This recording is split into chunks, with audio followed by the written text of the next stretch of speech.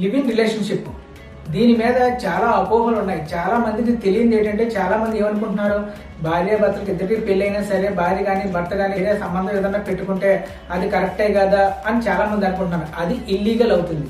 Living relationship court స్పష్టం చేసింది ఏంటి, పెళ్లి కాని అబ్బాయి కానీ అమ్మాయి కానీ ఇద్దరు కూడా వాళ్ళిద్దరూ పెళ్లి చేసుకుంటామని సొసైటీలో ఒక మెసేజ్ ఇచ్చి, అంటే మేము ఇద్దరు పెళ్లి చేసుకుంటామని చెప్పేసి వాళ్ళిద్దరూ ఒక మెసేజ్ అంటూ పాస్ చేసిన తర్వాత వాళ్ళు లివింగ్ రిలేషన్షిప్ లో ఉంటే అది దాన్ని మాత్రమే లీగల్.